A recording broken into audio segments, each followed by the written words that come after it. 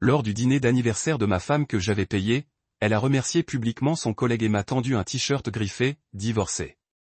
Ses amis ont ri et son amant de bureau a dit « Sors d'ici. Espèce de raté ». Alors, je suis parti et j'ai récupéré son cadeau. 5 minutes plus tard, 159 appels manqués. J'aurais dû me douter que quelque chose clochait quand Ivy a passé plus de temps à envoyer des SMS pendant notre dîner d'anniversaire le mois dernier qu'à me parler. Et pourtant, je me suis encore une fois donné à fond pour son anniversaire, comme un fou amoureux qui n'a pas encore retenu la leçon. Je parle de tout mettre en œuvre. Le restaurant sur le toit avec vue sur le centre-ville était réservé 3 mois à l'avance et la salle m'a coûté près de 2000 $. La décoration personnalisée, j'ai passé mes week-ends à sillonner la ville à la recherche des compositions de ballons or et blancs qu'elle avait épinglées sur Pinterest. Et ne me lançais même pas sur ce gâteau à 5 étages, vanille et framboise. Exactement comme celle qu'elle avait adorée au mariage de sa sœur il y a 2 ans. Mais les orchidées, bon sang, ces foutues orchidées, c'est ce qui m'a vraiment ruiné, financièrement et émotionnellement. Les orchidées de Singapour. Elle en avait parlé une seule fois dans un documentaire Netflix sur les fleurs exotiques, disant que c'était de la pure magie, ou un truc du genre. Alors, qu'est-ce que j'ai fait? J'ai appelé tous les fleuristes de 3 États jusqu'à trouver quelqu'un qui pouvait les faire venir fraîches. 700 $.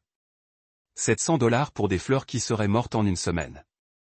Pendant tout le temps où j'organisais tout ça, mon pote Malik n'arrêtait pas de m'envoyer des textos du genre « Mec, t'es sûr de vouloir faire ça ?» Et elle a intérêt à apprécier tous ses efforts. Je n'arrêtais pas de le repousser, lui disant qu'il ne comprenait pas comment fonctionnaient les relations, comment il fallait entretenir l'amour. Avec le recul, Malik a vu clair dans son bien avant moi. Et voilà que je suis là, dans mon plus beau tailleur, celui bleu marine qu'elle m'a offert pour Noël, celui que je n'ai jamais vraiment aimé, mais qu'elle a quand même porté parce que ça la rendait heureuse. Je regarde tout le monde arriver. Ses collègues, son équipe de fac, même sa mère venue de Phoenix. J'accueille les gens, je joue l'hôte parfait, je m'assure que tout le monde a des boissons, que la musique est au bon volume, que la température est agréable. Classique, non. Toujours soucieuse que tout le monde passe un bon moment. Ivy était magnifique. Je lui accorde ça. Elle a toujours su se mettre en valeur. Cette robe émeraude fluide qui a probablement coûté plus cher que le loyer de ma voiture. Ses cheveux coiffés avec une coiffure sophistiquée qui lui a pris 3 heures au salon. Elle s'occupait de la salle comme si elle était candidate à la mairie, riant aux blagues de tout le monde, touchant le bras des gens lorsqu'elle leur parlait. Pendant tout ce temps, je me disais, ça y est. C'est le soir où elle va réaliser la chance qu'elle a d'avoir un homme capable de déplacer des montagnes pour elle. La soirée se déroulait à merveille. Les gens mangeaient, buvaient, s'amusaient comme des fous. Les guirlandes lumineuses que j'avais accrochées donnaient à tout un air de conte de fées. J'ai même engagé un photographe pour immortaliser tous ces moments, pensant qu'on reverrait ces photos un jour, quand on serait vieux et grisonnant. Mon Dieu, quel idiote! Puis vint le toast. J'aurais dû m'y attendre quand elle a fait trinquer sa coupe de champagne avec ses ongles parfaitement manucurés. Les mêmes que j'avais payés pour me faire dans ce salon de luxe du centre-ville. Le silence s'est installé et je me suis retrouvé là, rayonnant comme un mari fier, prêt à l'entendre dire à tout le monde combien j'étais incroyable, combien cette soirée comptait pour elle. Tout le monde, a-t-elle crié, son sourire éclatant plaqué sur son visage. Je veux juste prendre un moment pour remercier quelqu'un de très cher pour moi ce soir. J'avais le cœur presque à l'eau de rose. C'était ça. Après des années de mariage, où je me suis plié en 4 pour la rendre heureuse, où je faisais passer ses besoins avant les miens à chaque fois. Enfin, elle allait tout reconnaître devant tous ceux qui comptaient pour nous. À l'homme qui est toujours là pour moi, poursuivit-elle en levant son verre. Celui qui me comprend vraiment mieux que quiconque au monde. Landon Hart, mon mari de travail. Le bruit qui sortit de la foule me fit l'effet d'un coup de poing dans le ventre. Des rires. De vrais rires. Certains applaudissaient comme si c'était la chose la plus naturelle au monde. Pendant ce temps, je restais là, figé, mon sourire fondant lentement sur mon visage comme une glace sous la chaleur estivale. Landon, ce beau gosse de son agence de marketing qui la harcelait depuis des mois. Il s'est levé et a fait une petite révérence. Une révérence à la fête d'anniversaire de ma femme que j'avais organisée et payée. Le type a eu le culot de lui faire un clin d'œil et elle a ricané comme une adolescente amoureuse. Mais ce n'était pas fini. Oh non, ça aurait été trop facile. Ivy s'est tournée vers moi, toujours souriante, et a sorti ce petit sac cadeau de sous la table. Papier de soie rose, ruban fantaisie, tout le tralala. L'espace d'une seconde, j'ai pensé que c'était peut-être sa façon d'être mignonne, de m'offrir quelque chose de spécial devant tout le monde avant de me remercier sincèrement. Et pour mon cher mari, dit-elle d'une voix faussement douce. Je t'ai aussi offert un petit cadeau. J'ai fouillé dans ce sac, les mains tremblantes, sans encore comprendre pourquoi. Le tissu semblait être du coton de qualité supérieure. Je l'ai sorti, déplié, et c'était là, en grosses lettres noires sur un t-shirt blanc de créateur. Divorcé. La salle a explosé. Les gens riaient aux éclats, se frappaient les genoux, sortaient leur téléphone pour prendre des photos. Quelqu'un a crié « Oh, zut !» Elle t'a eu. Une autre personne a crié « Brûle !» comme si on était à la cantine d'un collège. Je suis resté planté là, ce t-shirt à la main, avec l'impression d'avoir été frappé de plein fouet par la réalité. Tous ces mois d'économie, de planification, de rêve, tout cela n'était qu'une mise en scène pour sa blague de mauvais goût. J'étais la chute de la fête d'anniversaire de ma femme. C'est là que Landon a décidé de tourner le couteau dans la plaie. Il s'est penché assez près pour que je puisse sentir son eau de Cologne hors de prix et m'a sifflé à l'oreille, « Sors d'ici, espèce de loser ». Le mot « loser » m'a fait l'effet d'une claque. Il y avait ce type, cet inconnu qui tournait autour de mon mariage comme un vautour, me disant de quitter la fête que j'avais organisée pour la femme que j'avais épousée. Et vous? A publié un autre voyage de croissance selfie aujourd'hui? Visage avec des larmes de joie. Je n'avais pas besoin de demander de qui il parlait. Ivy affichait du contenu de plus en plus désespéré depuis des mois. Percassion thérapeutique, moment d'éveil spirituel, recommandation de livres sur la guérison des modèles toxiques. Son nombre de suiveurs était maintenant à environ 1500 et les commentaires provenaient de sa mère, soit de la personne demandant pourquoi elle jouait toujours victime. Mais voici la chose, je ne ressentais plus la satisfaction de sa lutte. Je ne ressentais pas de colère, de ressentiment ni même de pitié. Je ne ressentais rien. Elle était devenue un étranger dont l'histoire se croyait parfois avec les miennes dans les conversations des autres, mais qui n'avait pas de présence réelle dans ma vie réelle. C'est à ce moment-là que je savais que je suis vraiment arrivé de l'autre côté. De retour dans ma chambre d'hôtel, j'ai présenté mes vêtements pour la présentation de demain. Le t-shirt noir reconstruit, le jean foncé et un blazer sont suffisamment décontractés pour être accessibles, assez professionnels pour être pris au sérieux. Demain, je me tenais devant 1500 chefs d'entreprise, leur racontant la nuit où ma femme a divorcé publiquement et comment cette humiliation était devenue le catalyseur de la meilleure année de ma vie. Le discours était prêt. Je l'avais pratiqué des dizaines de fois, affiné chaque histoire, poli chaque transition. Mais allongé là dans l'obscurité, j'ai réalisé que la véritable puissance de ce que j'allais partager n'était pas dans les stratégies commerciales ou les cadres de récupération que j'ai développés. C'est dans la simple vérité que parfois la pire chose qui vous arrive se révèle être la meilleure chose qui aurait pu vous arriver si vous le laissez. J'ai pensé à l'homme qui était sorti de cette fête sur le toit il y a 7 mois, blessé et confus et brisé. Il ne savait pas que perdre tout ce qu'il pensait qu'il voulait le conduirait à découvrir tout ce dont il avait réellement besoin.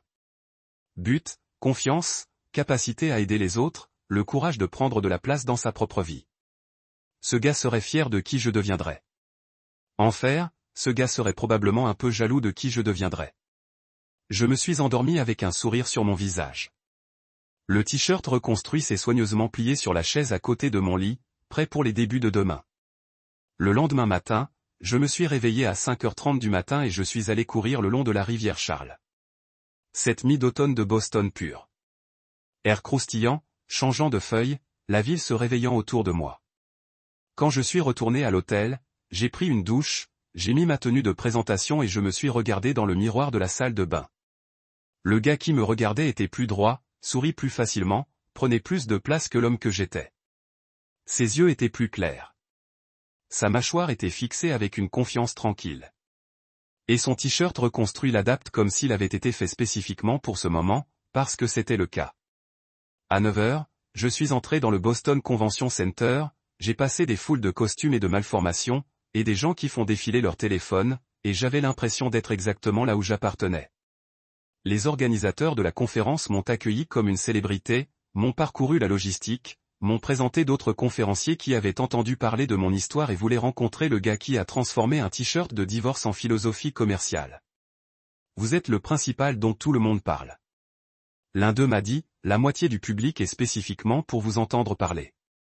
Alors que je me tenais dans les coulisses en écoutant mon introduction à 1500 personnes, j'ai pensé à Ivy une dernière fois. Pas avec colère, tristesse ou regret, mais avec quelque chose comme la gratitude. Parce que sans sa cruauté, je n'aurais jamais découvert ma force. Sans sa trahison, je n'aurais jamais appris à me faire confiance. Sans qu'elle ne s'éloigne de moi, je n'aurais jamais appris à marcher vers moi-même. Les applaudissements ont commencé et je suis sorti sur cette scène avec mon t-shirt reconstruit comme une armure, prêt à dire au monde à quoi ressemblent réellement les cendres. Cela ressemble à ça. Le Keynote de Boston avait été tout ce que j'espérais et plus encore. Ovation debout, carte de visite pressée entre mes mains par la suite. 3 entreprises différentes m'offrent des contrats de conseil avant même de quitter le bâtiment. Le t-shirt reconstruit avait été un succès. Assez décontracté pour me rendre relatable, assez audacieux pour faire coller le message. Mais la vraie victoire n'était pas les applaudissements ou les offres d'emploi. C'était la façon dont je me sentais là-haut.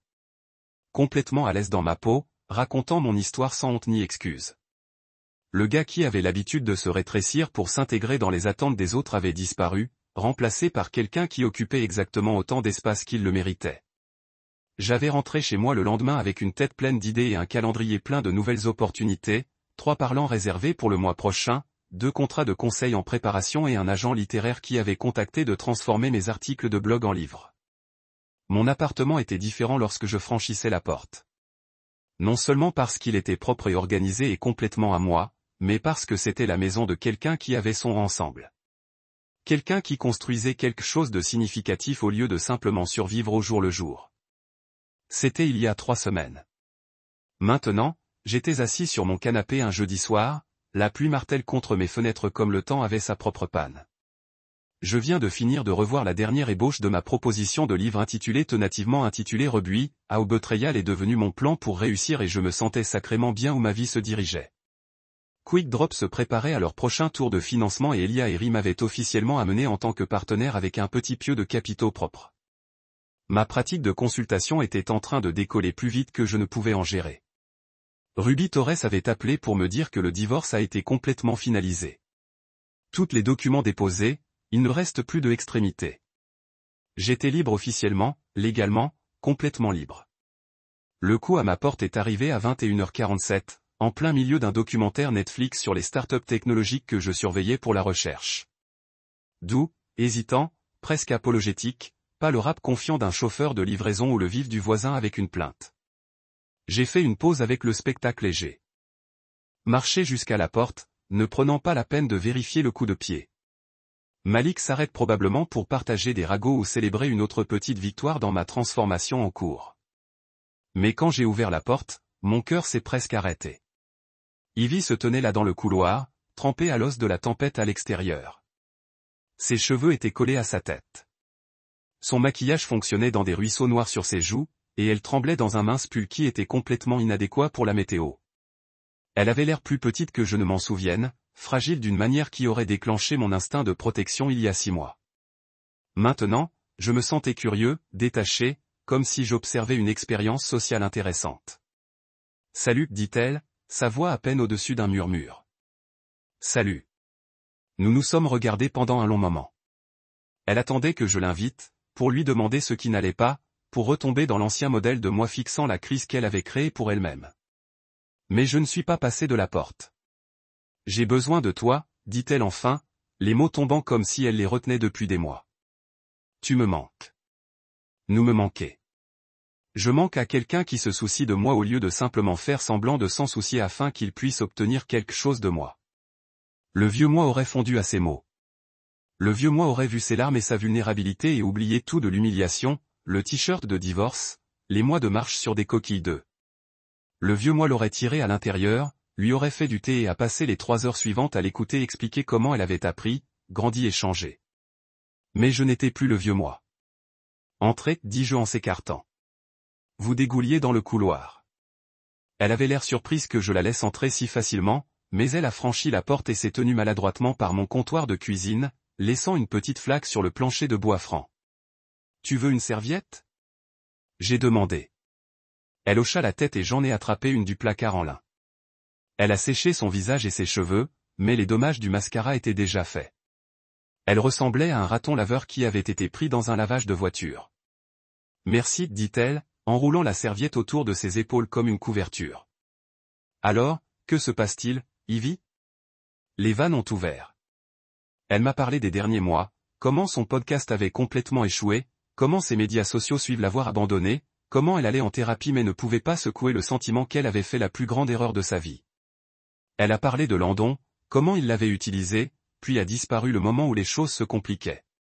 Elle a parlé de se sentir perdue, seule, comme si elle ne savait pas pour qui elle était sans quelqu'un. Tout le monde me voit comme ce méchant maintenant, a-t-elle dit, des larmes coulant à nouveau sur son visage, comme si j'étais une sorte de monstre qui a détruit un homme bon pour le plaisir. Mais tu me connais, Michael. Tu sais que je ne suis pas un monstre. Je suis juste quelqu'un qui a fait une terrible erreur. J'ai écouté sans interrompre, de la même manière que moi quand elle était rentrée à la maison stressée du travail ou bouleversée par un drame avec ses amis. Mais cette fois, je n'absais pas ses émotions comme une éponge.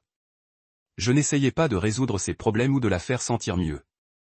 Je n'écoutais que. Je lisais votre blog. Tout cela. Chaque message, chaque commentaire, chaque interview que vous avez fait. Vous aidez tant de gens, Michael. Vous êtes cette inspiration pour tous ceux qui ont vécu ce que vous avez vécu. Mais le lire me fait aussi réaliser à quel point je vous ai blessé. Combien de dégâts que j'ai causés à quelqu'un qui ne m'aimait que. Elle se rapprochait, tendant la main comme si elle allait toucher mon bras. Mais je me suis légèrement reculé. Pas de façon dramatique, pas de cruie, juste assez pour maintenir l'espace entre nous. Je sais que je ne mérite pas le pardon, a-t-elle dit. À moi, les grands yeux bruns qui m'ont fait oublier tout argument que nous avons. Ce qui avait défini tout notre mariage.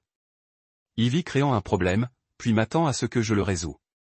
Ivy faisant un gâchis, puis me demandant de le nettoyer. Ivy me fait mal, puis exigeant que je l'aide à se sentir mieux de me blesser. Je l'ai regardée debout dans mon appartement, l'appartement qu'elle partageait, l'espace qu'elle remplissait avec son chaos et son drame et son besoin constant d'attention, et je ne ressentais absolument rien. Pas de colère, pas de ressentiment, pas d'amour résiduel, pas de désir d'aider, juste de la paix. Ivy, dis-je tranquillement. Je ne peux pas vous aider avec ça. Son visage froissé. Que voulez-vous dire? Je veux dire, ce n'est pas mon problème à résoudre. Vous voulez savoir comment vous pardonner? Vous voulez comprendre comment avancer? C'est le travail que vous devez faire par vous-même avec votre thérapeute, avec vos amis, avec qui que vous choisissiez de laisser entrer votre vie ensuite. Mais pas avec moi. Mais vous comprenez. Je comprends que vous m'avez humilié devant 50 personnes pour rire. Je comprends que tu as passé des années à me faire sentir comme si j'étais chanceux d'être toléré au lieu d'être aimé. Je comprends que vous blessez maintenant parce que les conséquences de vos actions vous ont rattrapé. Mais comprendre quelque chose ne fait pas que ma responsabilité de réparer. Elle pleurait plus fort maintenant. Agli pleurant comme les gens le font quand ils réalisent que leur manipulation ne fonctionne pas. Vous n'aviez pas besoin de moi quand vous vous êtes moqué devant toutes ces personnes. J'ai continué, ma voix calme et stable. Vous n'aviez pas besoin de moi quand vous m'avez remis ce t-shirt et regardé tout le monde rire. Vous n'aviez pas besoin de moi lorsque vous construisiez votre petite performance avec Landon. Vous n'avez pas besoin de moi maintenant parce que vous êtes enfin confronté aux conséquences de ces choix. S'il vous plaît, chuchota TL, je suis perdu sans vous. Ensuite, trouvez-vous de la même manière que je devais me retrouver après avoir essayé de me détruire. Je me dirigeai vers la porte et l'ouvrai. La pluie descendait toujours durement et le couloir était faiblement éclairé et vide. Je pense que tu devrais y aller, dis-je. Elle m'a regardé comme si elle ne pouvait pas croire ce qui se passait. Comme si elle s'attendait à ce que je sois le même homme brisé qui était sorti de son parti il y a 7 mois, désespéré pour son approbation et disposé à accepter des miettes d'affection. Mais cet homme était parti. Il avait été reconstruit en quelqu'un qui connaissait sa valeur. Quelqu'un qui n'a pas accepté les excuses comme paiement d'abus. Quelqu'un qui a compris que le pardon ne signifiait pas oublier ou permettre ou assumer la responsabilité de la croissance des autres. Michael, s'il vous plaît. Guy, je sais, j'ai répondu. Mais l'amour sans respect n'est pas l'amour. C'est juste moi habillé de mots plus jolis. Elle tressaillit comme si je l'avais giflée, puis est sortie dans la tempête sans un autre mot. J'ai fermé la porte, je l'ai verrouillé et je me suis resté là un instant, écoutant la pluie contre mes fenêtres. Ensuite, je suis retourné à mon canapé, j'ai ramassé la télécommande et j'ai non eu mon documentaire. Pour la première fois dans toute notre relation, je ne l'ai pas suivi. Un an plus tard, je me suis tenu dans les coulisses du Palazzo del Stellin à Milan, ajustant ma cravate et essayant de traiter la réalité surréaliste de l'endroit où ma vie m'avait pris. Le programme de conférence entre mes mains a montré mon nom en lettres en gras sous la section Keynote. Michael Patterson, Rebuilding After Tripe, un plan pour la transformation personnelle et professionnelle. Il y a un an, j'étais un consultant de niveau intermédiaire marié à quelqu'un qui m'a vu comme une punchline. Maintenant, j'étais sur le point de m'attaquer à 3000 chefs d'entreprise, entrepreneurs et dirigeants de toute l'Europe sur l'expérience la plus douloureuse de ma vie et comment elle m'avait sauvé. La salle verte bourdonnait du type d'énergie que vous ne trouvez que lors de grandes conférences internationales, PDG des sociétés du Fortune 500, auteur à succès, gourou en leadership qui facture 6 chiffres pour des séances de conseil privés. Et en quelque sorte j'appartenais ici. Non pas parce que j'ai grimpé une échelle d'entreprise ou une richesse familiale héritée ou diplômé d'une école Ivy League, mais parce que j'avais appris quelque chose de précieux à la dure et compris comment le partager avec les autres. Patterson Senior, une jeune Italienne avec un presse-papier et un casque est apparue à mon coude. Vous êtes dans 5 minutes. Comment vous sentez-vous? Prêt? J'ai dit, et je le pensais. Mon livre, Reconstruit, comment la trahison est devenue mon plan pour succès, était sur la liste des best-sellers du New York Times depuis 14 semaines. La pratique du conseil que j'avais commencé dans mon appartement était maintenant une entreprise avec 12 employés et clients sur 3 continents. QuickDrop avait été acquise par une grande entreprise technologique pour 340 millions de dollars, ce qui rend ma petite participation en capitaux propres que je n'en avais gagné au cours des 10 dernières années combinées. Mais rien de tout cela n'était pourquoi je me sentais prêt. Je me sentais prêt parce que je n'étais plus la même personne qui s'était figée pendant que sa femme l'avait publiquement humilié. J'étais quelqu'un qui avait pris cette humiliation et l'avait alchimisée en force, en but et en capacité d'aider les autres à faire de même. Mon téléphone a bourdonné un texte de Malik en regardant le streaming en direct à la maison. Tu as ça, frère. Nous rendre fiers. Puis un autre d'Elia. L'équipe rapide de Drop regarde tous ensemble. Montrez-leur comment c'est fait. Et un de Ruby Torres. Fier de dire que j'étais là au début. Allez chercher M-Tigre. Même Jordan, mon vieux patron qui avait d'abord reconnu mon potentiel avait envoyé un message du gars qui avait eu peur de mener des réunions d'équipe à Keno à Milan. Voyage incroyable. Patterson, la femme italienne était de retour, cette fois en train de faire un geste vers l'entrée de la scène. Il est temps, Senior Patterson. J'ai traversé le rideau et sous un projecteur si brillant que je ne pouvais pas voir le public au début, mais je pouvais les entendre. 3000 personnes applaudissant, le son roulant dans le lieu comme Thunder.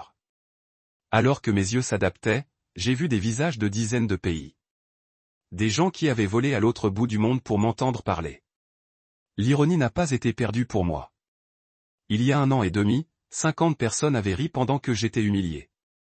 Maintenant, des milliers de personnes applaudissaient pendant que je me préparais à partager cette même histoire.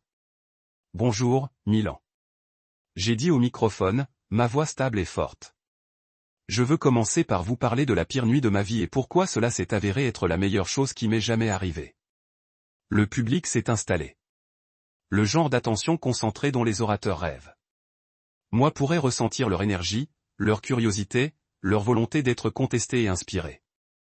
Il y a 18 mois, je me tenais devant 50 personnes tandis que ma femme de 4 ans m'a remis un t-shirt qui disait divorcé. C'était son idée d'une blague d'anniversaire. Elle pensait qu'il serait hilarant d'humilier publiquement l'homme qui avait passé des mois à planifier sa fête parfaite, qui avait volé des orchidées de Singapour parce qu'elle les avait mentionnées une fois lors d'un documentaire Netflix. Je m'arrêtais, laissant cette image s'enfoncer. Je pouvais voir des gens dans les rangées avant se pencher en avant, déjà investis dans l'histoire. Je me tenais là en tenant cette chemise, écoutant les gens rire de ma douleur, et j'avais le choix. Je pouvais rester et essayer de minimiser les dégâts, de faire des excuses pour son comportement, de rire avec la blague pour montrer que j'étais un bon sport, ou je pouvais m'éloigner et commencer le processus long et difficile de reconstruire ma vie à partir de zéro. Le lieu était complètement silencieux maintenant, 3000 personnes accrochées à chaque mot. Je suis parti, et à ce moment-là, j'ai appris quelque chose qui a tout changé. Parfois la chose la plus puissante que vous puissiez faire est simplement de refuser de participer à votre propre humiliation. Ce qui a suivi a été 45 minutes de narration qui ressemblait plus à une conversation qu'à une présentation. J'ai parlé des 159 appels manqués, de dormir sur le canapé de Malik, de déposer le divorce et de récupérer mon espace. J'ai partagé le moment où j'ai commencé à courir vers moi au lieu de loin de mes problèmes.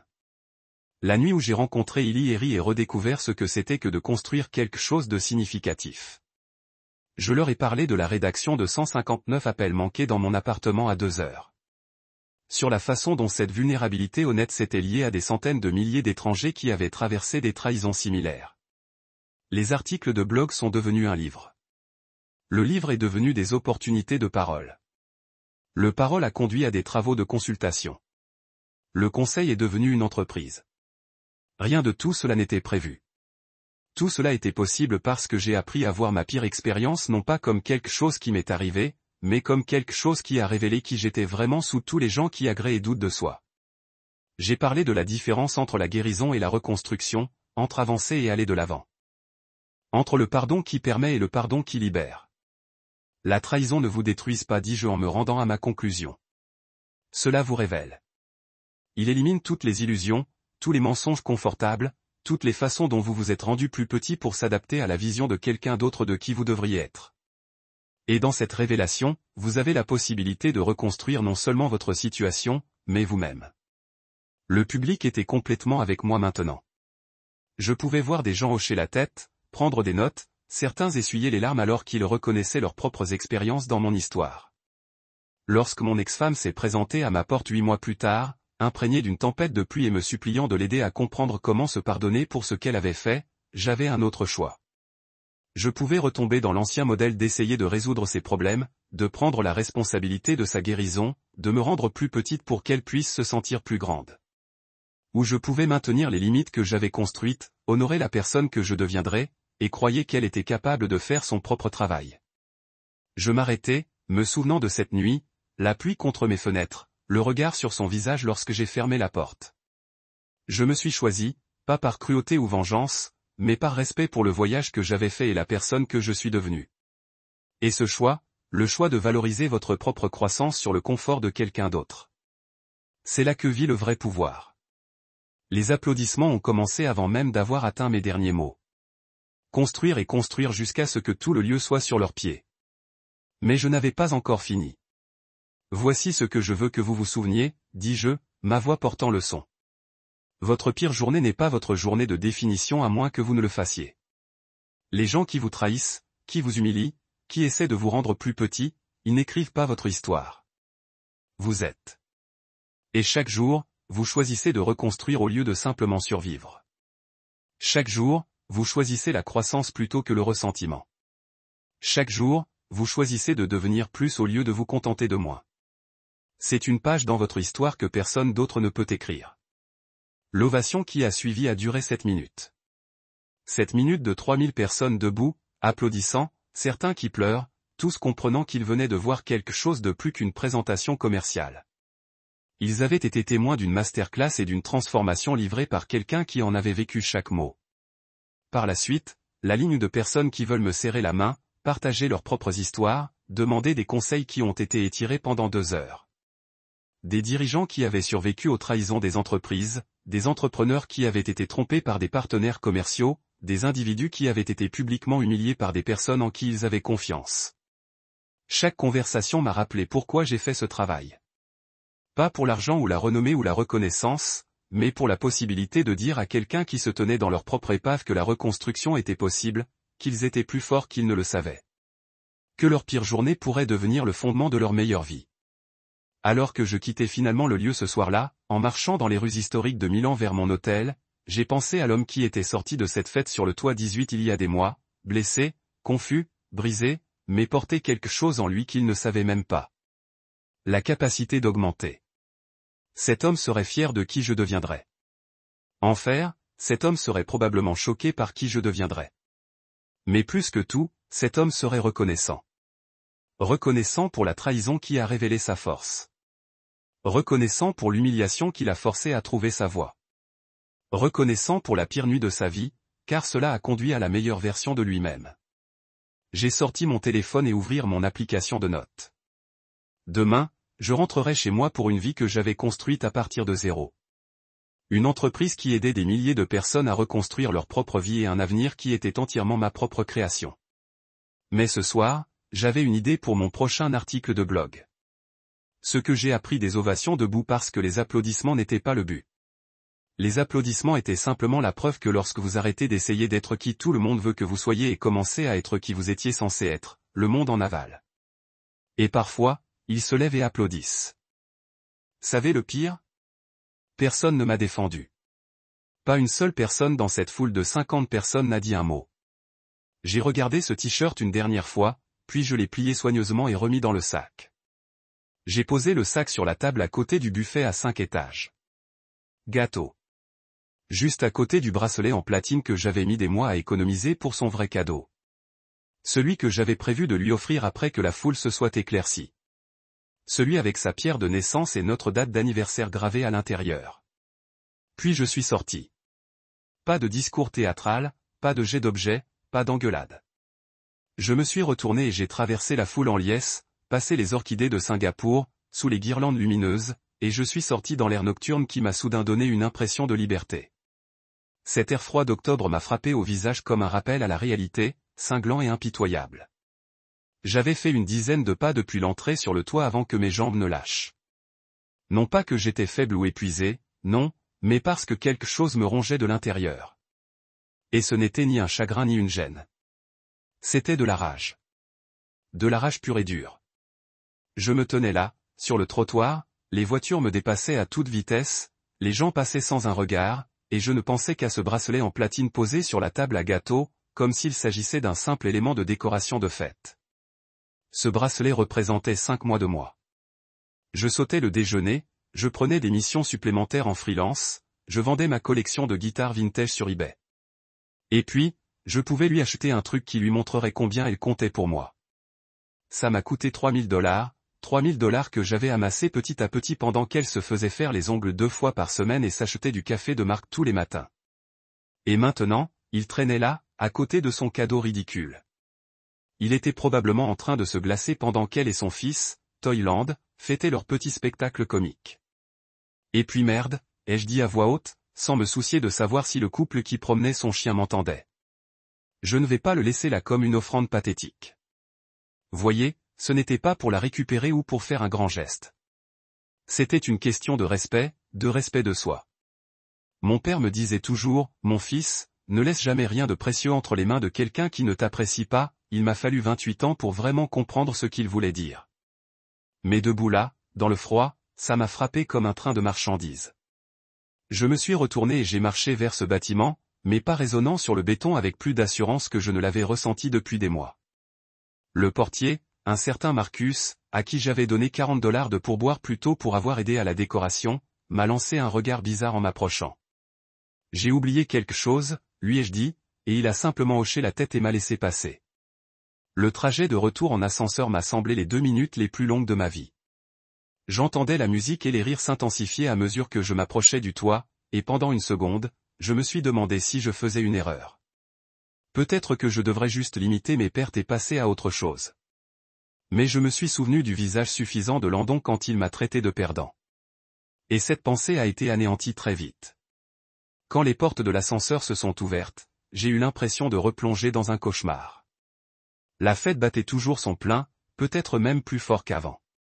Les gens prenaient des selfies avec ce foutu t-shirt divorcé, le brandissant comme un trophée. J'ai vu Sarah, la colocataire d'Ivy à la fac, le poster sur sa story Instagram, probablement avec une légende sur l'énergie débordante de sa femme ou n'importe quelle connerie que ces gens trouvaient drôle. Mais voilà, je n'étais plus le même que celui qui était sorti 10 minutes plus tôt. Ce type était blessé, confus, essayant de digérer ce qui venait de lui arriver. Ce type savait exactement à quoi il avait affaire, et il avait une mission à accomplir. J'ai traversé la foule comme Moïse ouvrant la mer Rouge. Personne n'a essayé de m'arrêter, probablement parce que j'avais cette expression qui disait « n'y pense même pas », certains se sont tus en me voyant. D'autres ont continué à rire, mais je m'en fichais complètement. Il n'était plus qu'un bruit de fond maintenant. La table à gâteau était exactement là où je l'avais laissée. Et mon bracelet était toujours dans sa petite boîte en velours, posée à côté du sac cadeau, comme s'ils étaient de vieux amis.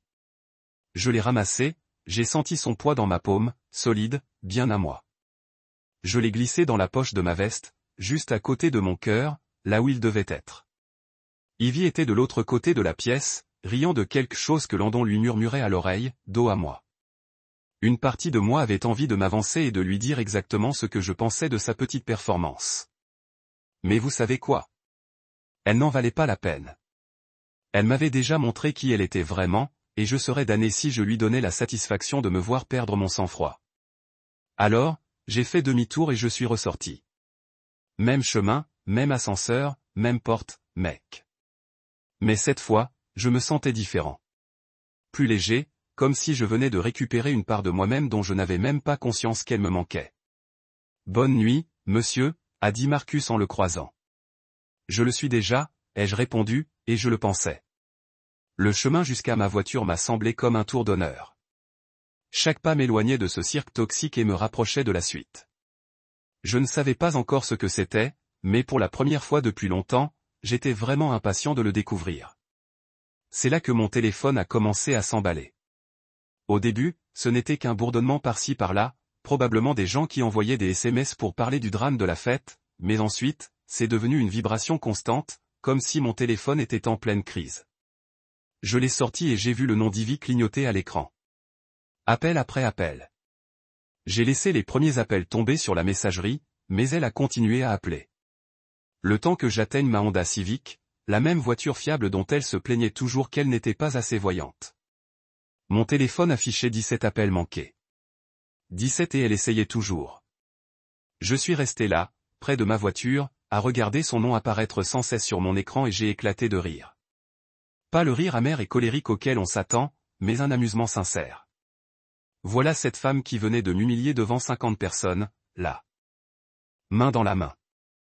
J'avais utilisé mes papiers de divorce comme une blague pour mon anniversaire, et maintenant, elle faisait exploser mon téléphone comme si c'était moi qui avais fait quelque chose de mal. Le 25e appel est arrivé alors que je montais dans ma voiture. Puis le 30, puis le 40. J'ai commencé à les compter comme un jeu tordu. Chaque sonnerie était comme une petite victoire.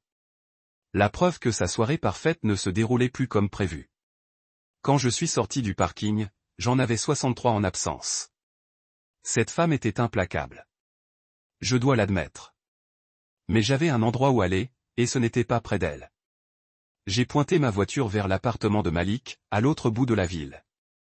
J'ai monté le son de la radio et j'ai traversé les rues de la ville avec ce bracelet en platine qui me brûlait la poche et mon téléphone illuminé comme un sapin de Noël. Pour la première fois depuis des mois, peut-être des années, je roulais vers quelque chose au lieu de m'en éloigner. Et c'était sacrément bon. Malik a ouvert la porte de son appartement avant même que j'aie fini de frapper. Un regard sur mon visage et il s'est écarté sans dire un mot. C'est ça, avoir un meilleur ami depuis la fac. Il peut lire toute votre vie dans votre expression. Il n'a pas demandé ce qui s'était passé. Il n'a pas essayé de faire une blague pour détendre l'atmosphère. Il a juste attrapé un coussin sur son canapé, me l'a lancé et est allé dans sa cuisine. Bière ou quelque chose de plus fort, a-t-il crié, sortant déjà 2 bouteilles de son réfrigérateur. Juste de la bière, ai-je dit en attrapant le coussin et en m'effondrant sur son canapé. Mon téléphone bourdonnait toujours dans ma poche comme une guêpe en colère, mais j'avais arrêté de compter les appels vers 87. Le son commençait à me donner la nausée. Malik m'a tendu une Corona avec un quartier de citron vert et s'est assis dans son fauteuil inclinable en attendant. Il a toujours été doué pour ça, il laisse les gens digérer leurs bêtises avant de leur balancer ses opinions. C'est sans doute pour ça qu'il est un si bon thérapeute, même s'il travaille avec des enfants plutôt qu'avec des adultes dérangés comme moi. J'ai pris une longue gorgée de bière et j'ai finalement sorti mon téléphone. L'écran était allumé. Notifications, appels manqués, messages vocaux, SMS. J'ai parcouru quelques messages et ils étaient exactement comme on pouvait s'y attendre. Bébé, rappelle-moi. C'était juste une blague. Tout le monde te demande où tu étais. Ne sois pas fâché. Ne sois pas fâché. Une dame vient de me donner les papiers du divorce comme cadeau de fête et elle a peur que je sois fâché. Elle n'arrête pas d'appeler, ai-je dit en montrant l'écran à Malik. Il y a jeté un coup d'œil et a sifflé doucement. 112 appels manqués. Ça doit être un record. 123 maintenant. J'ai corrigé, regardant le nombre grimper en temps réel. Tu veux me dire ce qui s'est passé? Ou devrais-je simplement supposer qu'elle a enfin montré son vrai visage? Alors, je lui ai tout raconté. Les orchidées de Singapour, la pièce montée, le toast qui m'a pris de court comme un linebacker, le t-shirt, le commentaire de Landon, la sortie, le retour au bracelet. Malik a écouté sans m'interrompre, hochant juste la tête de temps en temps et buvant quelques gorgées de bière. Quand j'ai eu fini, il est resté silencieux. Pendant un long moment. Puis il a dit, « Mec, je suis désolé, mais je ne peux pas dire que je sois surpris. » « Comment ça, mec? Elle te traite comme une employée de maison depuis des mois. Tu te souviens de ton anniversaire? Elle a oublié jusqu'à 21h et t'a ensuite offert des fleurs à la station-service. Tu te souviens de ta promotion l'année dernière? Elle a passé tout le dîner à parler d'un type de son cours de yoga. Et ne me parle même pas de la façon dont elle te parle en public. Il avait raison. Et l'entendre à voix haute m'a serré la poitrine de gêne. Depuis combien de temps les autres voyaient-ils ce que j'étais trop têtu ou trop effrayé pour admettre? Et maintenant? Ai-je demandé. Maintenant, tu dors sur mon canapé, tu éteins ce foutu téléphone, et demain tu appelles un avocat. Cette nuit-là, j'étais allongé là, dans mon costume froissé, à fixer le ventilateur de plafond de Malik qui tournait sans arrêt. Mon téléphone était enfin silencieux.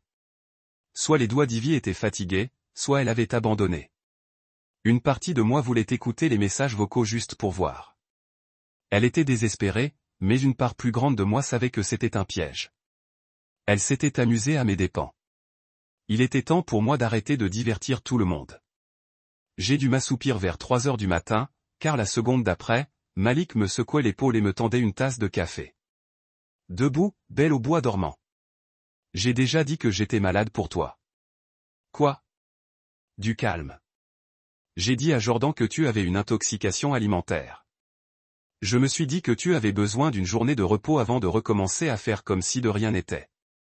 C'est là que j'ai compris. Je ne pouvais pas faire comme si de rien n'était, car rien ne serait plus jamais normal. Mon mariage était terminé. Peut-être que c'était fini depuis un moment et que j'étais trop bête pour le voir, mais maintenant c'était officiel. Ce t-shirt l'avait officialisé. J'ai besoin d'un avocat, ai-je dit en me redressant et en me passant les mains dans les cheveux. J'en avais déjà cherché un. Malik m'a tendu une carte de visite. Ruby Torres. Elle est censée être un requin, mais c'est juste. Ma cousine a utilisé, elle l'a vu quand son ex a essayé de tout lui prendre, y compris son chien, Ruby Torres, ESQ. La carte était simple, professionnelle, sans graphisme sophistiqué ni citation motivante. Juste son nom, son numéro et les mots, droit de la famille, en lettres noires et nettes. J'ai appelé son bureau à 9 heures précises. La réceptionniste m'a immédiatement mise en communication, comme si elle m'attendait. Monsieur Patterson, je suis Ruby. Dites-moi ce qui s'est passé. Elle me plaisait déjà. Pas de bavardage, pas de fausse sympathie, juste les choses sérieuses. Je lui ai donné la version courte. Marié depuis 4 ans. Ma femme m'a humilié publiquement. Elle m'a tendu un t-shirt de divorce. Je veux partir net et vite. Des enfants? Non. Mise en commun des biens. L'appartement est à mon nom. Presque tout le reste est séparé. Ça a l'air simple. Pouvez-vous venir cet après-midi? 14 heures. Le bureau de Ruby était dans un de ces immeubles du centre-ville qui évoquent un avocat hors de prix. Mais quand je l'ai rencontrée, elle n'était pas du tout comme je l'imaginais. La quarantaine, vêtue d'un jean et d'un blazer, avec ce genre de regard direct qui vous donnait l'impression qu'elle pouvait voir à travers votre alors, dit-elle en sortant un bloc-notes. Votre femme vous a tendu un t-shirt sur lequel était écrit « Divorcé, à sa fête d'anniversaire. » C'est vrai. Devant combien de personnes? Environ 50. Elle a griffonné quelque chose. Et vous avez payé pour cette fête. Chaque centime. Bien. Ça aide au récit. Elle a levé les yeux vers moi. Voilà ce que nous allons faire. Un dépôt discret. Pas de drame. Pas de dispute pour savoir qui aura le grille-pain. Vous gardez l'appartement puisqu'il est à votre nom. Elle garde le peu de dignité qui lui reste. Nous invoquerons un différend conciliable. Faites passer le tout aussi vite que possible. Combien vite? Si elle ne conteste pas, peut-être 3 mois. Car si elle essaie de faire la mignonne. J'ai signé les papiers cet après-midi-là. L'assistante juridique de Ruby a fait des copies de tout pendant que Ruby expliquait la suite. Signification des papiers, délai d'attente, jugement final. Tout cela semblait si clinique, si professionnel pour des années de mariage réduites à une pile de documents juridiques et de frais de dossier. Ce soir-là, je me trouvais dans notre appartement, mon appartement maintenant, je suppose, et je regardais autour de moi avec un regard neuf. Tout semblait différent. Les coussins qu'Ivy avait insisté pour avoir, les bougies parfumées qui embaumaient l'endroit. J'ai commencé par les coussins, que j'ai jetés sans cérémonie dans un sac poubelle. Puis les bougies, les bols décoratifs, les petites figurines en céramique qu'elle avait collectionnées. Tout a été mis dans des sacs, et les sacs ont fini à la benne derrière l'immeuble. Les photos ont été plus difficiles. Nous étions là, au mariage de sa sœur, à la fête de Noël de mon entreprise, pendant mes vacances au Mexique l'année dernière. Sur chaque photo, elle était parfaite et j'avais l'air reconnaissant. Reconnaissant d'être inclus dans sa vie. Reconnaissant d'être à côté de quelqu'un d'aussi beau. Reconnaissant d'être sous son feu des projecteurs. Cet homme sur les photos me semblait maintenant un étranger. Un étranger que je n'appréciais pas particulièrement. J'ai retiré chaque cadre, chaque instantané, chaque souvenir de ce que je pensais que nous étions. Certains ont fini à la poubelle. D'autres, je les ai mis dans une boîte qui a filé droit au placard. Loin des yeux, loin du cœur. Par à 22 heures, l'appartement semblait complètement différent. Plus grand, en quelque sorte. Plus propre. À moi. Pour la première fois depuis des mois, voire des années, je me suis dirigé vers le centre de notre lit king size et je me suis allongé au milieu, les bras écartés, occupant tout l'espace dont j'avais besoin. Plus besoin de m'accrocher à mon tiers du matelas désigné tandis qu'Ivy s'étalait sur le reste avec sa multitude de coussins décoratifs. J'ai mieux dormi cette nuit-là que je ne l'avais fait depuis une éternité.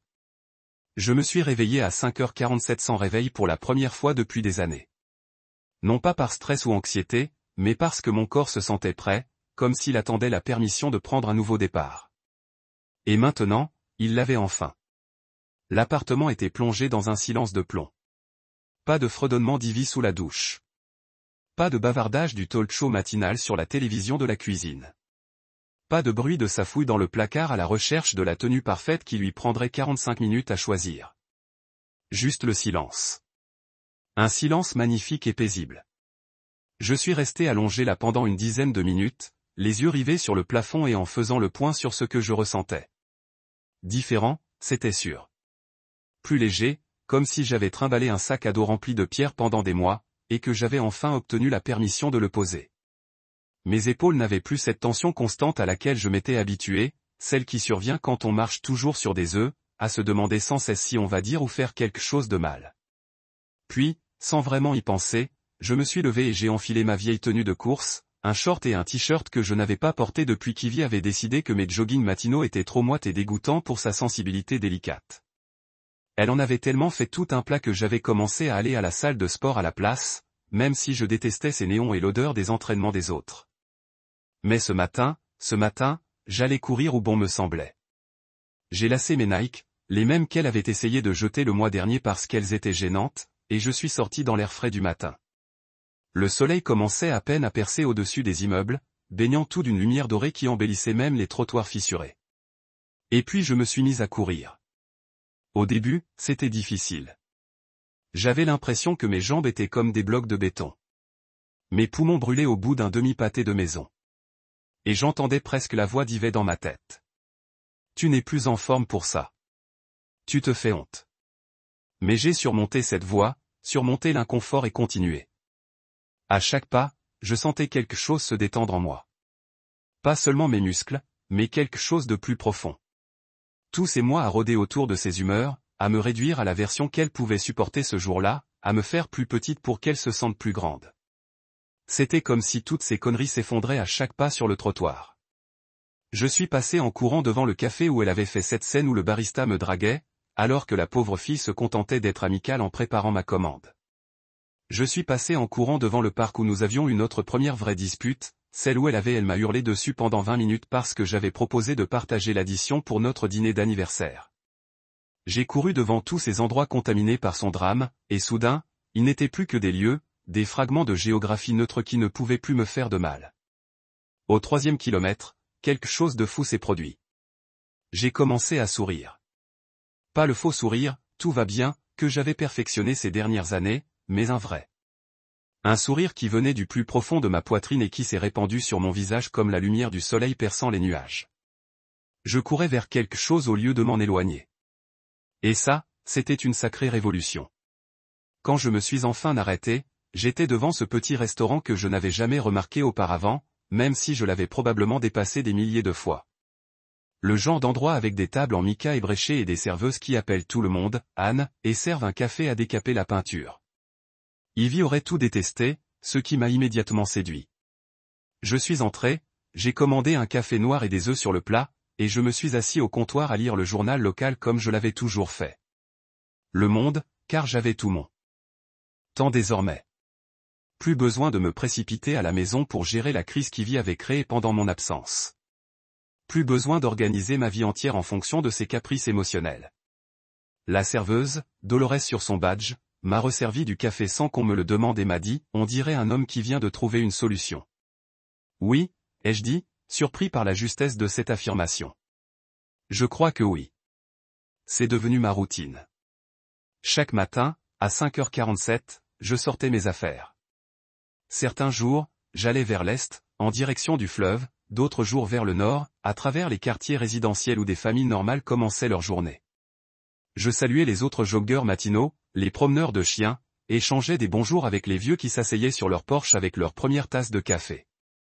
C'était comme si je découvrais ma ville pour la première fois. Voir tous ces gens et ces lieux qui avaient toujours été là, mais qui semblaient invisibles quand j'étais enveloppé dans la carapace d'Ivy. Il y avait ce monde entier se fichait éperdument de ses crises de colère, de ses exigences ou de son besoin d'être le centre de l'attention 24h24 et 7h7. Après 2 semaines de ce régime, j'ai réalisé quelque chose qui aurait dû être évident, mais qui a été une révélation. J'étais heureuse. Je ne faisais pas semblant, je ne simulais pas le bonheur pour le bien de quelqu'un d'autre, mais j'étais vraiment heureuse. Quand ai-je pu dire ça pour la dernière fois? Certainement pas au cours de l'année écoulée. Peut-être pas au cours des 2 dernières années. La course à pied a entraîné d'autres changements. J'ai recommencé à cuisiner, de la vraie nourriture, pas n'importe quel aliment congelé qu'Ivy jugeait acceptable. J'ai commencé à écouter de la musique que j'aimais vraiment au lieu de sa playlist interminable qui ressemblait à des gémissements en rythme. J'ai commencé à regarder des films qui ne me donnaient pas envie de m'arracher les yeux à la cuillère. C'était comme si je me souvenais peu à peu de qui j'étais avant de me laisser prendre par l'idée d'être celle qu'elle voulait que je sois. Puis Jordan m'a appelé à son bureau un jeudi matin. J'étais de retour au travail depuis 2 semaines. Et puis, honnêtement, j'étais au top. Plus besoin de partir plus tôt parce qu'Ivy avait besoin de moi pour gérer une urgence artificielle. Plus d'après-midi distrait passé au téléphone à lui raconter les drames qu'elle avait provoqués avec ses amis ou sa famille. J'étais concentré, productif, vif comme je ne l'avais pas été depuis des mois. Jordan m'a dit en me faisant signe de m'asseoir. Tu as l'air différent. Différent en quoi? Je ne sais pas, éveillé? Peut-être alerte? Comme si tu étais somnambule depuis 1 an et que quelqu'un avait enfin allumé la lumière. J'ai ri parce que c'était à peu près exactement ce que je ressentais. J'ai quelque chose pour toi, a-t-il continué en glissant un dossier sur son bureau. Gros client, enjeux importants, beaucoup de pression. Normalement, je ne confierais pas ça à quelqu'un qui traverse une épreuve. Il a vaguement agité la main. Quoi que tu traverses, mais tu es en feu ces derniers temps, et je pense que tu peux gérer ça. J'ai ouvert le dossier et j'ai vu le genre de projet qui m'aurait terrifié il y a 6 mois. Complexe, exigeant. Le genre de choses qui exigeait de longues heures et une concentration totale. L'ancien moi aurait trouvé des excuses, se serait inquiété de la réaction d'Ivy face à mon indisponibilité pour ses besoins constants. Le nouveau moi, celui qui courait après lui-même chaque matin depuis 2 semaines. Je prends, ai-je dit sans hésiter, sourit Jordan. J'espérais que tu dirais ça. En retournant à mon bureau, j'ai ressenti cette même légèreté dans la poitrine que lors de mes courses matinales. Je ne lui faisais plus de place. Je ne modifiais plus ma vie pour l'adapter à ses exigences. Je me faisais de la place. Et bon sang, ça faisait du bien de pouvoir respirer à nouveau. Le projet Méridian Industrie m'a absorbé pendant les 3 semaines suivantes de la meilleure des manières. Je travaillais 12 heures par jour, me plongeant dans les dossiers financiers, rencontrant les chefs de service, élaborant présentation après présentation. C'était le genre de travail qui aurait stressé l'ancien moi. Trop de responsabilités, trop de regards, trop de possibilités de se planter. Mais cette version de moi-même s'épanouissait grâce à cela. Jordan passait sans cesse à mon bureau avec ce sourire étonné, comme s'il n'arrivait pas à croire que j'étais le même type qui, avant, esquivait les missions prestigieuses. Patterson, tu es une personne différente, m'a-t-il dit un après-midi en me regardant expliquer des stratégies de positionnement de marché à une salle remplie de cadres par visioconférence. Quoi que tu fasses, garde-le et vends-le. Le plus drôle, c'est que je savais exactement ce que je faisais différemment. Je ne cherchais plus la perfection. Je ne remettais plus en question chaque décision ni ne m'inquiétais de ce que les gens penseraient de mon échec. Je travaillais simplement dur, intelligemment, et avec la concentration qui vient de l'indifférence à tout sauf au travail bien fait. C'est au cours d'une de ces longues journées de travail que j'ai rencontré Elia Herry. Je déjeunais à un salon de start-up en centre-ville, un de ces événements branchés où les jeunes entrepreneurs présentent leurs idées aux investisseurs tout en mangeant des sandwichs hors de prix. Normalement, j'aurais mangé à mon bureau, mais j'étais confiné en salle de conférence toute la matinée et j'avais besoin d'air. J'étais debout près du coin café, parcourant mes emails sur mon téléphone, quand ces 2 types se sont approchés de moi. Ils ne devaient pas avoir plus de 25 ans, tous 2 vêtus de ces uniformes de start-up volontairement froissés, de jeans de marque, de baskets plus chères que mes mensualités de voitures et de t-shirts avec des logos d'entreprises dont je n'avais jamais entendu parler. « Excusez-moi » a dit le plus grand. « Ce n'est pas vous qui gérez la restructuration de Méridian ?» J'ai levé les yeux de mon téléphone. « Peut-être. » Qui me pose la question ? « Je suis Elia Morrison » a-t-il dit en me tendant la main. « Voici mon associé, Rijon. On suit votre travail. » « C'est brillant, mec. » « Vraiment brillant. » Ri a hoché la tête avec enthousiasme. « La façon dont vous avez repositionné leur image de marque après le scandale du PDG. Du pur génie. On pourrait beaucoup apprendre de quelqu'un comme vous. J'avais déjà reçu des compliments, mais la façon dont ces types l'ont dit m'a semblé différente. Ils n'essayaient pas de me flatter ni de me faire du réseautage. Ils semblaient sincèrement impressionnés, ce qui était étrange, car je n'avais jamais trouvé mon travail particulièrement impressionnant. Je résolvais simplement les problèmes comme il se doit. « Merci » ai-je dit. « Vous faites quoi ?» C'est là qu'ils ont lancé leur pitch. Ils avaient une application de livraison appelée Quick Drop. Imaginez un mélange d'Uber Eats et d'Amazon Prime, mais pour tout. Épicerie, pharmacie, pressing, tout y passe. L'idée était solide, mais leur exécution était complètement inégale. Ils avaient une excellente technologie, un financement correct et aucune stratégie commerciale. Nous avons 20 000 utilisateurs en version bêta, expliqua Elia en ouvrant leur application sur son téléphone. Mais nous n'arrivons pas à trouver comment évoluer. Chaque fois que nous essayons de nous développer sur un nouveau marché, nous perdons de l'argent à tour de bras. Notre taux de rétention est également très faible, ajouta Riz. Les gens la téléchargent, l'utilisent 1 ou 2 fois, puis la suppriment. Nous n'arrivons pas à comprendre ce que nous faisons mal. J'ai passé une dizaine de minutes à examiner leur application, leur interface utilisateur, leur modèle économique. Les problèmes étaient évidents. Ils essayaient de plaire à tout le monde au lieu de maîtriser un seul domaine d'abord. Leur marketing était dispersé. Leur structure tarifaire était confuse. Et ils n'avaient aucune proposition de valeur claire. « Vous voulez des conseils gratuits ?» ai-je demandé. Ils ont hoché la tête avec empressement. Arrêtez d'essayer d'imiter Amazon.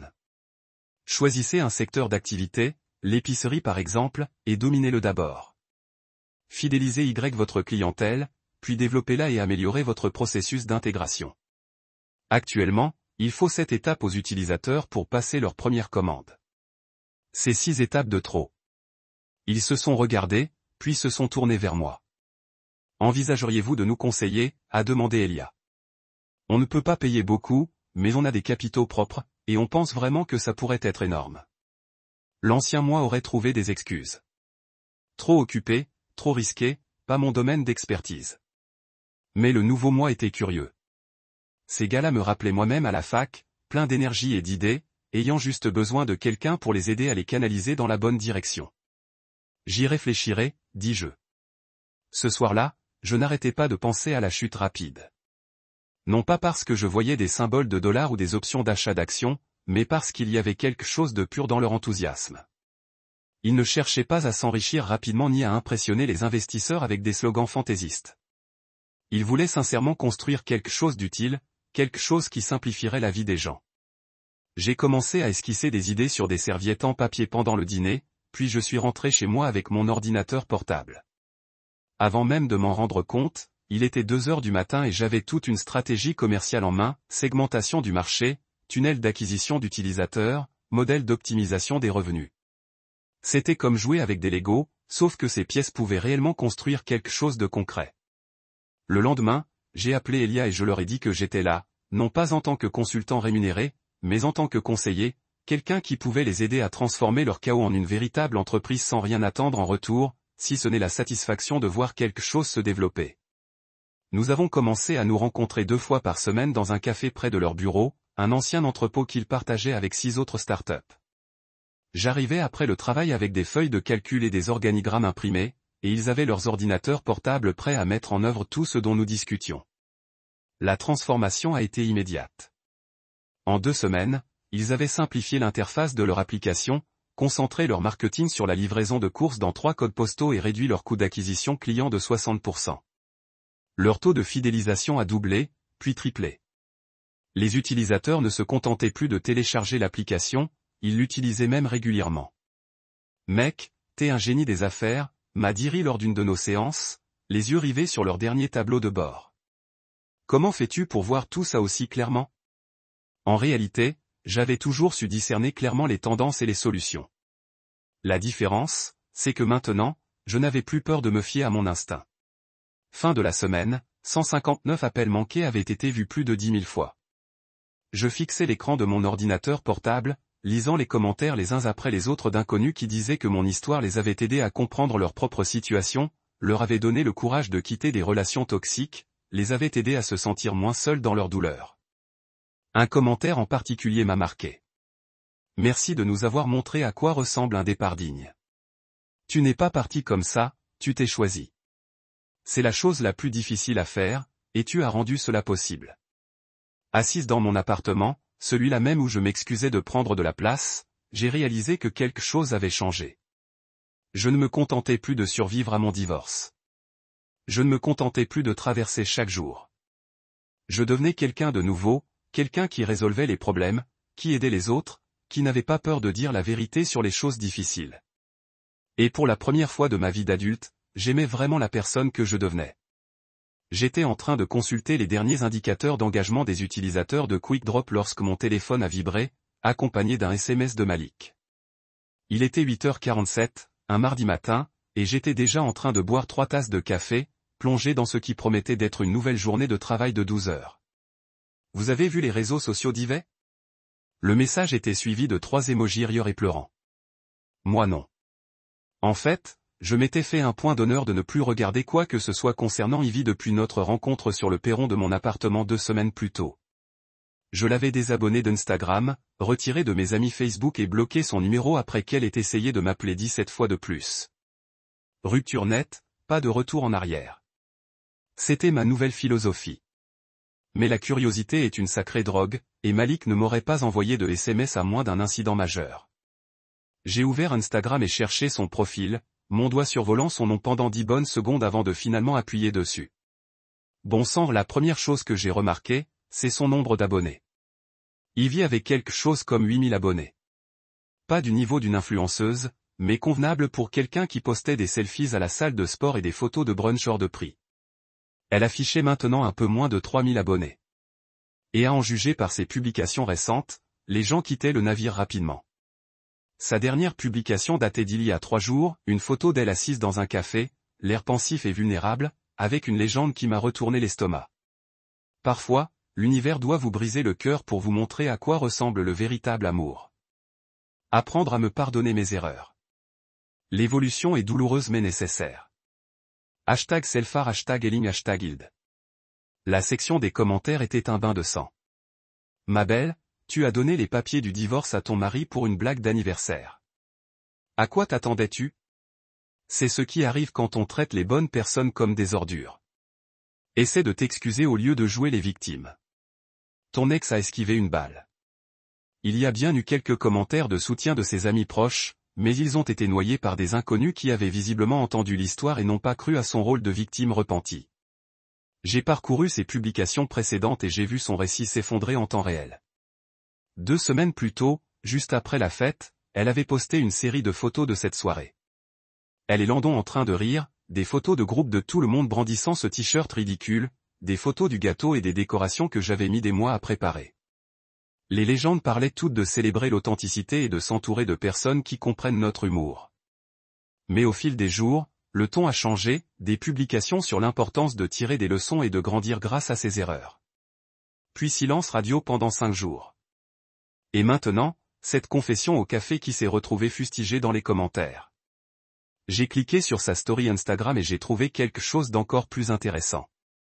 Elle avait lancé un podcast intitulé « Vrai dialogue avec Ivy ». Une de ces émissions de développement personnel générique où des personnes sans qualification donnent des conseils de vie à quiconque est assez désespéré pour les écouter.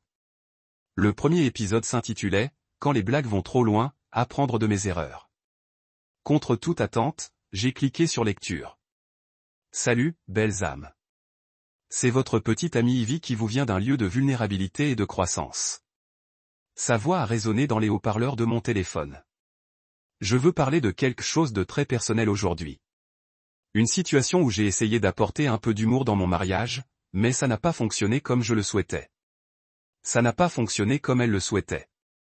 Madame, vous avez publiquement divorcé de votre mari pour rire. Ce n'est pas une question de timing. J'ai toujours été quelqu'un qui utilise l'humour pour gérer les situations difficiles, a-t-elle poursuivi. Et parfois, quand on essaie d'être authentique et vrai avec les gens qu'on aime, cet humour peut être mal compris. J'ai dû mettre le podcast sur pause et faire un tour dans mon bureau. L'audace de recadrer l'humiliation publique en humour mal compris était époustouflante. Elle essayait en fait de se positionner comme la victime de sa propre cruauté. Quand j'ai repris l'écoute, c'était encore pire. Elle a passé 20 minutes à parler de la masculinité toxique et de l'incompréhension de certains hommes face à l'humour d'une femme forte. Elle a mentionné des personnes dans sa vie qui n'ont pas pu grandir avec elle et des relations qui avaient suivi leur cours naturel. Pas une seule fois, elle n'a reconnu que ce qu'elle avait fait était cruel, inutile ou mal. Tout cela n'était qu'un exercice de rejet de la faute et d'auto-victimisation, le tout enveloppé dans des discours de thérapie et des mantras de patronne. Mais voilà le hic, le podcast a été téléchargé exactement 7 fois. 7. Et 3 d'entre eux provenaient probablement de moi qui l'avais écouté plusieurs fois par curiosité morbide. J'ai vérifié les commentaires de l'épisode. 2 provenaient de sa mère, qui disait combien elle était courageuse et inspirante. Un autre de sa colocataire de fac, Sarah, avec une ribambelle d'émojis cœur. Les 4 autres étaient des inconnus qui lui demandaient pourquoi elle trouvait drôle d'humilier publiquement son mari. Puis je me suis souvenu de Landon, son mari de travail, qui avait été si pressé de me dire de sortir à la fête. J'étais curieuse de savoir ce qu'il était advenu de cette histoire d'amour. Alors j'ai fait un travail de détective numérique. Il s'avère que Landon Hart avait discrètement mis à jour son statut LinkedIn en ancien directeur marketing de Pinton & Associates 3 jours après la fête. Son nouveau statut disait qu'il prenait le temps d'explorer de nouvelles opportunités, un jargon d'entreprise pour dire « je me suis fait virer » ou « j'ai démissionné avant qu'il ne puisse me virer ». J'ai rappelé Malik. « T'as vu le podcast ?» Il a demandé au lieu de dire bonjour. Bon sang, Malik, elle essaie de manipuler Internet, pas vrai? La section commentaires est brutale. Les gens ne gobent pas son jeu de victime. Qu'est-ce qui s'est passé avec Landon? Oh, t'as pas entendu? Le mec s'est fait virer. Apparemment, quelqu'un dans leur entreprise a vu des vidéos de la fête et n'a pas apprécié que leur directeur marketing humilie publiquement le mari de quelqu'un. Mauvaise image de la culture d'entreprise, ou quoi? J'ai ressenti une bouffée de satisfaction que je n'aurais probablement pas dû ressentir autant. Et maintenant, il l'a complètement ghosté. On dit qu'il est retourné vivre à Chicago chez ses parents en attendant de réfléchir à sa prochaine étape. Ivy a posté des citations énigmatiques sur les faux amis et les gens qui vous abandonnent quand les choses deviennent difficiles. Après avoir raccroché, je suis resté assise à fixer mon écran d'ordinateur, à assimiler tout ce que je venais d'apprendre. Il y a 6 semaines, Ivy avait un mari qui vénérait la terre qu'elle foulait, une présence florissante sur les réseaux sociaux et un petit ami qui la laissait aller à ses pires pulsions. Maintenant, son podcast était un échec, ses abonnés diminuaient et une bande d'inconnus sur Internet la critiquait pour ses. Pendant ce temps, je fus d'une tonne au travail, aidant 2 jeunes entrepreneurs à construire quelque chose de significatif et j'étais devenu par accident une blogueuse semi-virale. Mon article sur les 159 appels manqués approchait les 50 000 vues, et je recevais des messages de personnes de tout le pays racontant leurs propres histoires de rupture avec des relations toxiques. L'ironie était délicieuse. Cet après-midi-là, Jordan a frappé à la porte de mon bureau avec un large sourire. « Patterson, tu as une minute ?» J'ai levé les yeux de la stratégie de marketing rapide que l'on examinait. « Quoi de neuf ? Vous vous souvenez de ce sommet sur le renouveau des entreprises à Boston dont j'ai parlé il y a quelques semaines ? Celui où tous les grands consultants et stratèges d'entreprises présentent leurs dernières théories ? Ouais. Eh bien, ils viennent d'avoir une annulation.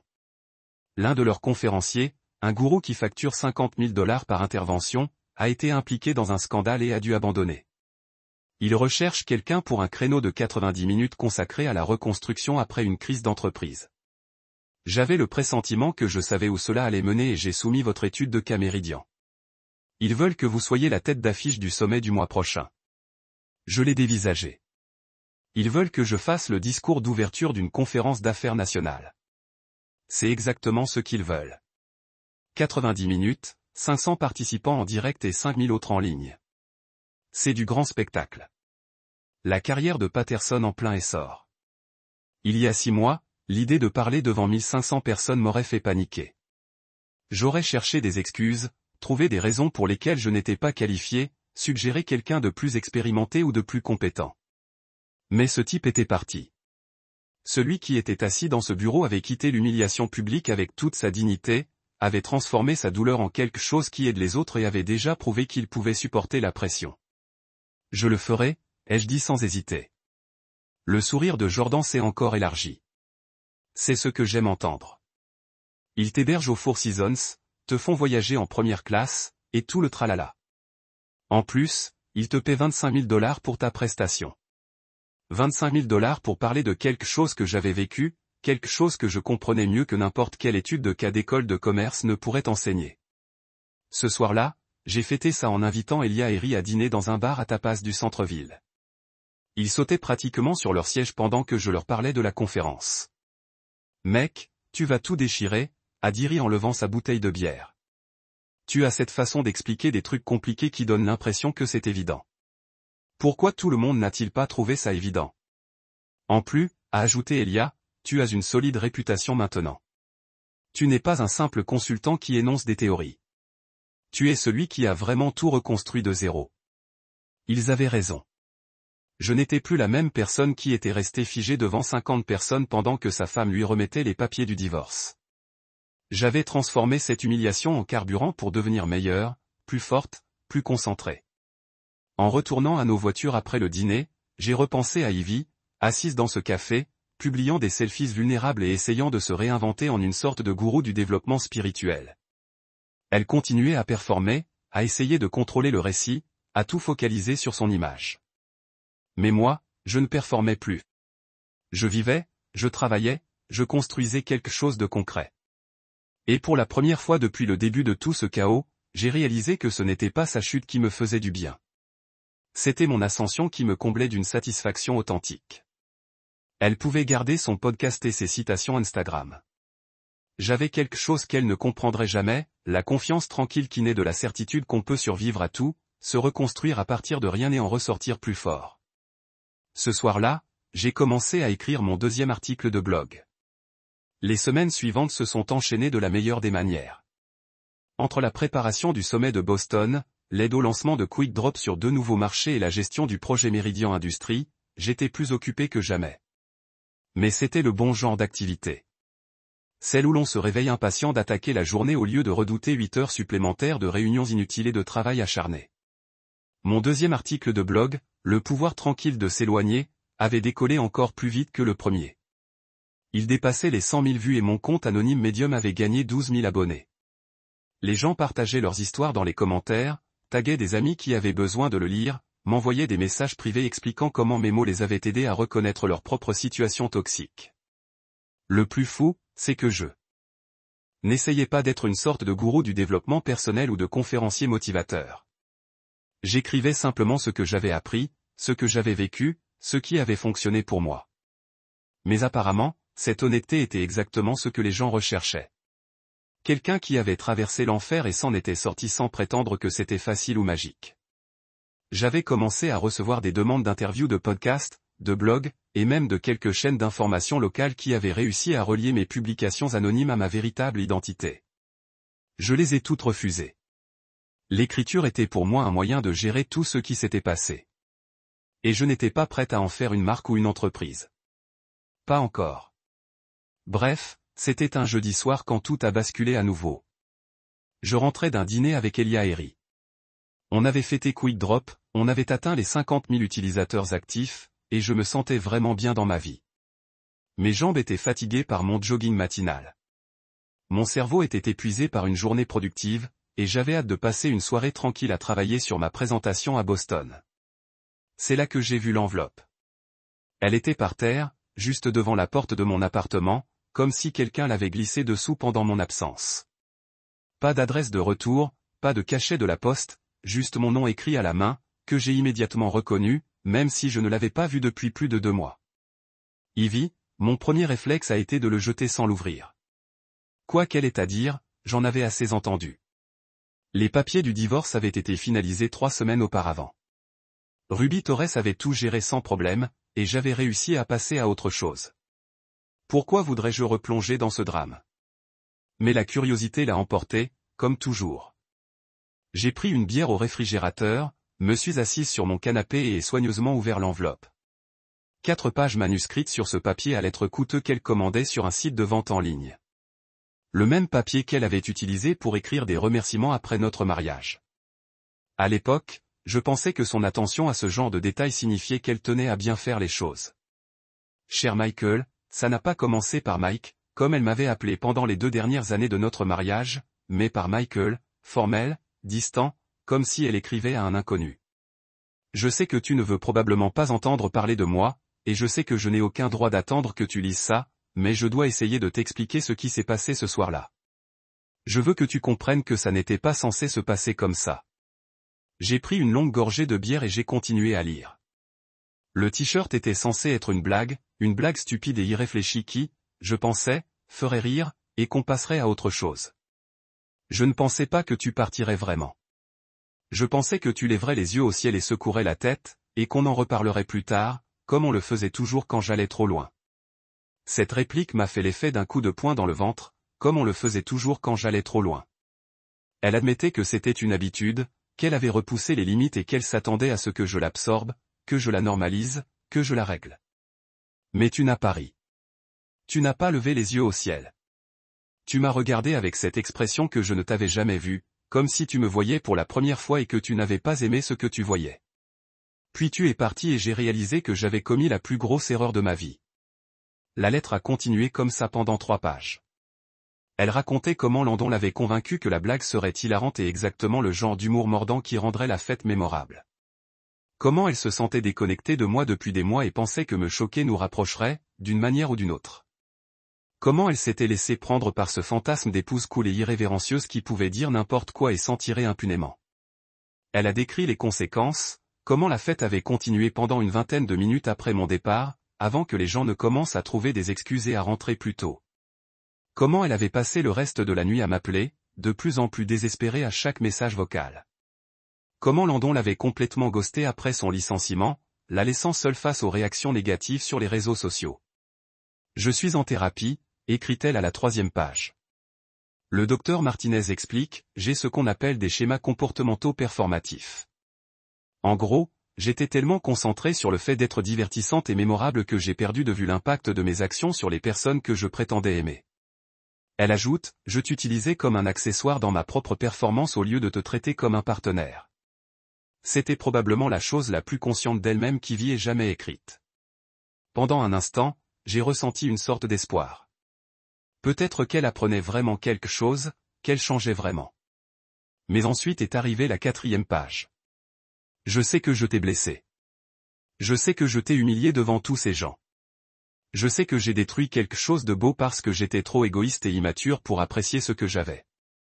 Mais Michael, je sais aussi que ce que nous avions était réel. Des années ne disparaissent pas simplement à cause d'une nuit horrible. Elle a continué en parlant de nos bons moments, de nos vacances, de nos dimanches matins tranquilles au lit, de la même façon que je la faisais rire quand elle était stressée par le travail. Elle me rappelait des blagues privées, des rêves partagés, des moments où nous nous sentions vraiment proches. Je ne te demande pas de me reprendre, écrivait-elle.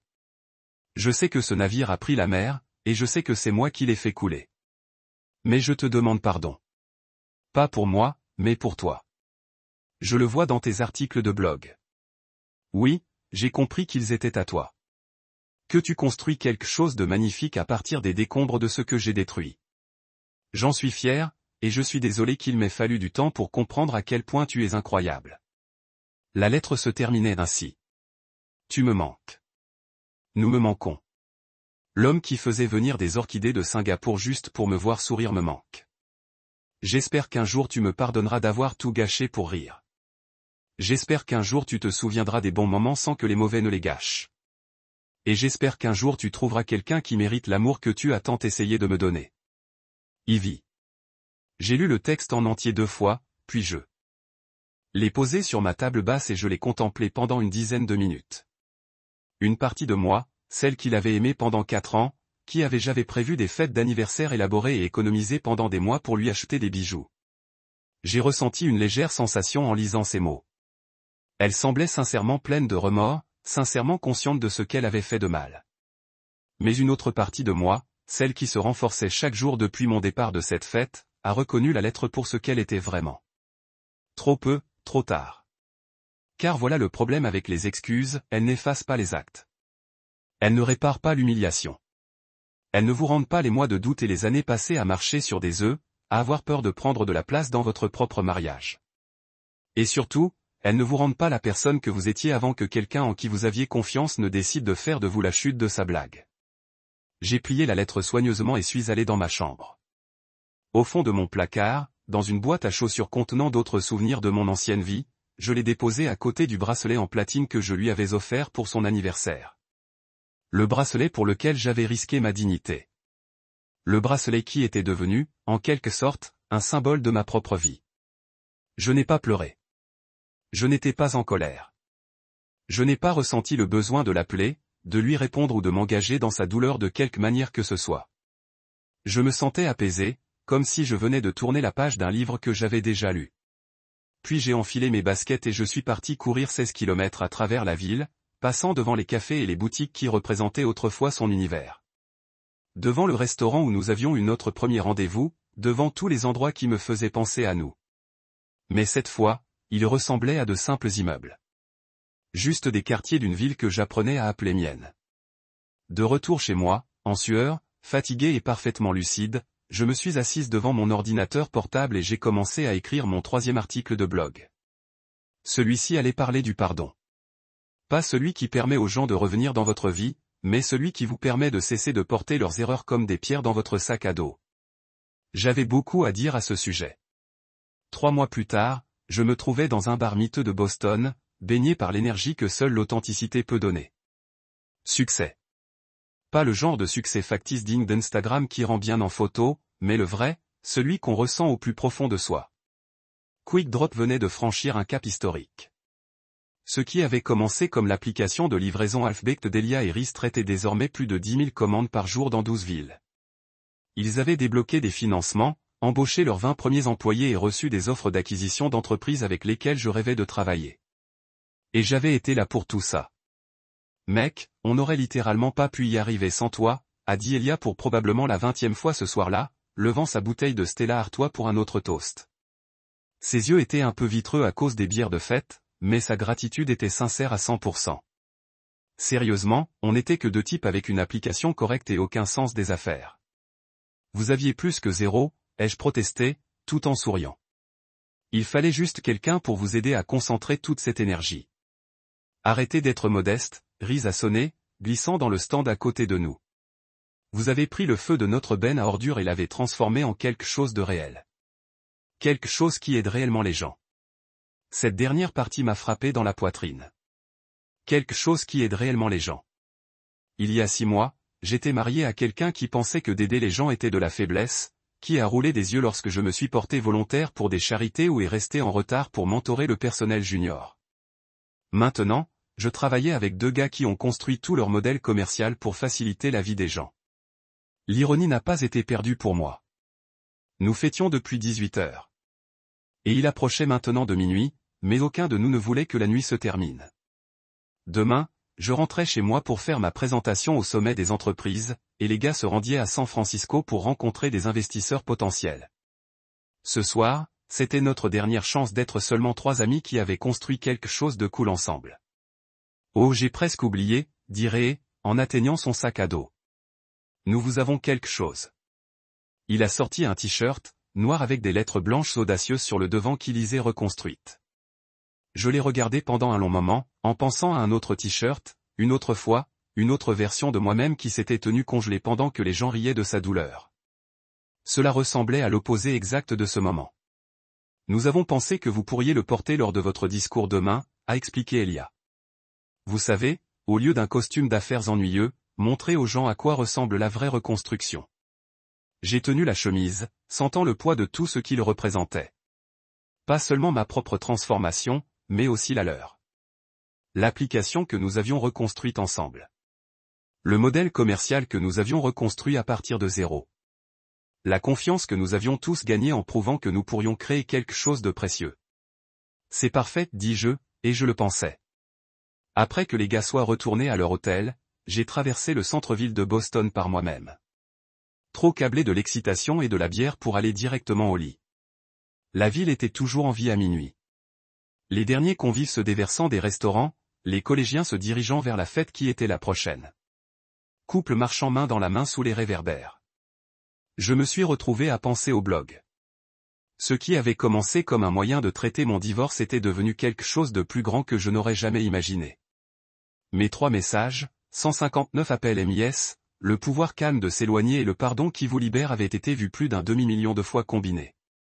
Je recevais des demandes d'entrevues de grandes publications, des invitations de podcasts, des opportunités de parole au-delà des conférences commerciales.